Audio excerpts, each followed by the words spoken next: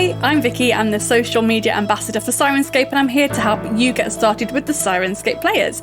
In this video, I'm just going to take you through downloading one of our players, registering an account, signing in, and all of that sort of stuff. Just to be clear, you don't actually need to sign in or even register an account to give the Syrinscape players a try. Here, take a look. I'm using the Fantasy Player, which you can download from the Syrinscape website at syrinscape.com/download.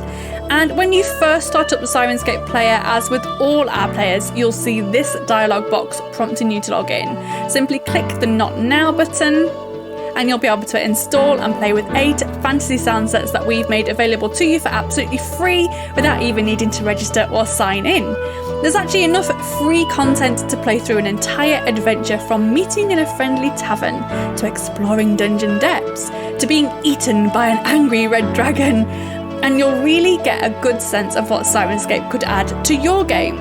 Now, if you're more of a Starfinder, Cyberpunk RED or Call of Cthulhu fan, then you'll want to check out our Sci-Fi Player, which also comes with 8 free sound sets, which are more futuristic sounding, and there's some really cool stuff in there.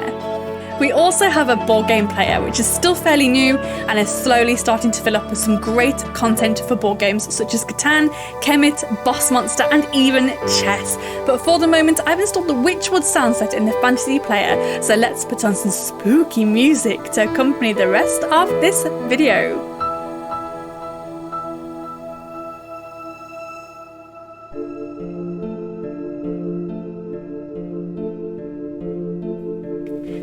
So once you've had a play with the free stuff, you'll probably want to buy some more awesome content, or even get your hands on a 30-day free trial subscription, which gives you access to everything that Syrinscape has to offer. This is when you'll need to create an account. You'll also need to have an account in order to redeem content that you got through a voucher code, for example, one you picked up from us at an event, or received as part of a Kickstarter. Now, when you're ready, go ahead and select the register button at the top of our website and create your Syrinscape account by inputting an email address and a password. Easy. If you haven't already, head over to syrinscape.com/download, or head to the App Store or Google Play Store and download and install one of the Syrinscape players on your choice of device. So now you've downloaded and installed a Syrinscape player and created your account, you'll be able to sign into any Syrinscape player on any device to access your content anywhere in the world. Let me show you how easy that is.